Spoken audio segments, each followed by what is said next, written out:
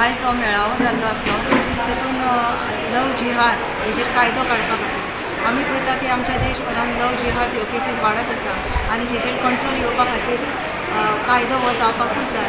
आमची जी हिंदू भगिनी आसा तांकां खंय तरी एक ट्रॅपान फसयल्ले गेले वयता आनी तेंचेर मागीर अत्याचार जाता आनी जेन्ना तेंच्या लक्षान येता की अशें आमी ट्रॅप जाल्ली आसा पूण तेचेर कांय तांकां उपाय काडपाक जायना, कोर्टान गेली सुद्दां जाल्यार तेजेर फुडें कितें जाता तें आमकां कांय कळोन येना। म्हणून आयज जेन्ना आमी कायदो जातलो फुडें गव्हर्मेंटाकडे रिक्वेस्ट करून तेन्ना आमच्या भुरग्यांक खंय तरी एक न्याय मेळटलो म्हणून आयज ही बैठक घेतलेली आसा आनी त्या बैठकीन आमचे आमचे जे जनरेशन आसा ताका आमचें हिंदुत्व कशें फुडें व्हरपाक जाय आनी कशें आमचें राखपाक जाय ह्या तेजे कडल्यान तांकां स्पश्ट केल्लें आसा।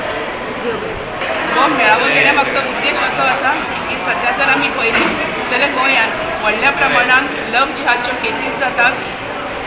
आतां पर्यंत ह्यो ज्यो केसीस आसा तर ते खंय तरी कर्नाटका, बेळगांव, जळगांव ह्या सारक्या भागांत जाताले, पण आतां जर गोंयाची स्थिती आमी पळयली जाल्यार ही जी प्रकरणां आसात तर ती वाडतूच आसात। समजा एखादे जरी लव जिहादच्या प्रकरणांक बळी पडले आनी तेंची जर तक्रार जाली जाल्यार अशा वेळार ती तक्रार नोंदी केली वयता, तांकां खंय तरी कोठडी घालतात, पोलीस कोठडी, पण मागीर फुडें तेचें कितें जाता ताका शिक्षा जाता हें आमकां कांय खबर ना।